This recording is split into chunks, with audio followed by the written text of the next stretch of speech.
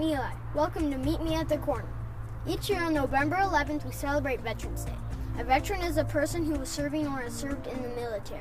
It is time for us to honor the brave men and women who have put their lives in harm's way to defend our many freedoms.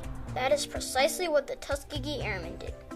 They were brave, intelligent African-American men who fought for the United States in World War II. World War II lasted from 1939 to 1945. In 1941, the first African-American airmen reported for duty. They began their training outside of Tuskegee, Alabama. The Tuskegee Airmen had an amazing track record. They did not lose any of the bombers they were escorting. When the war was over in 1945, the Tuskegee Airmen were heroes. Today, the Tuskegee Airmen are often invited to functions across the country. Most of the remaining Tuskegee Airmen are between 80 and 90 years old. We're here in Colorado Springs, Colorado to meet Mr. Hunter, one of the original Tuskegee Airmen. Where were you stationed and what did you do in the war? Well, I was stationed during my training at Tuskegee Army Air Base, which was in Tuskegee City in Alabama, which was actually close to Montgomery, Alabama. Maxwell Field was in Montgomery, Alabama, and Tuskegee, it was actually called Moulton Field for training. Then it became Tuskegee Army Air Base when we went into pilot training. Why was the Tuskegee Airmen created? Why didn't you serve in the Army Air Corps? Well, the Tuskegee Airmen were created to provide a place to train young black applicants who wanted to serve their country.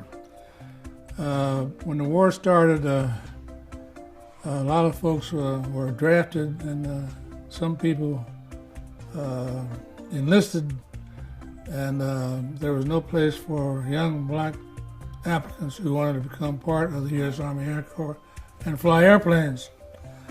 So as a result of a lot of pressure and everything put on by civilians and black newspapers, the Army opened up black pilot training at Tuskegee Air Base in Alabama.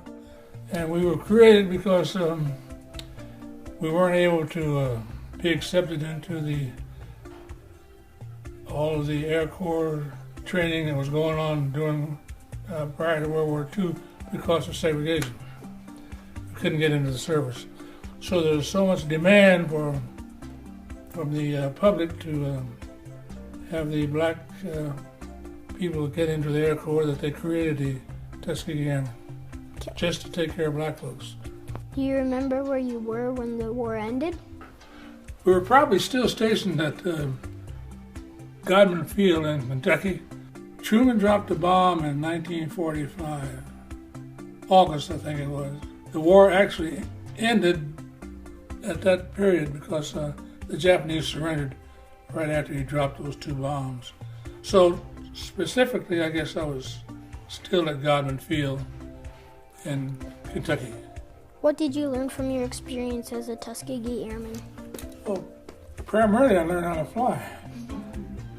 I received a commercial pilot license when we terminated service. So I have a rating as a pilot, and the rating includes commercial pilot, airplane, single, multi-engine, land. All that means that I was eligible to fly an aircraft commercially, get paid for it, and it could be a single or a multi-engine, and it would be land. It couldn't be a seaplane. This is the first 5 graduated in the training program, and 2 of them graduated in my school where I went.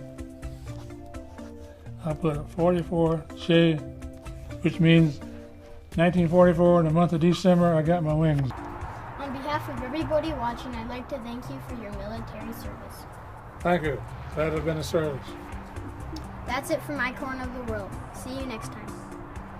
He's a pilot.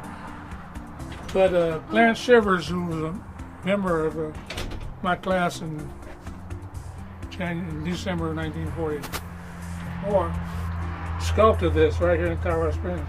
And this is a Congressional Gold Medal that was given to the Tuskegee Airmen by President Bush.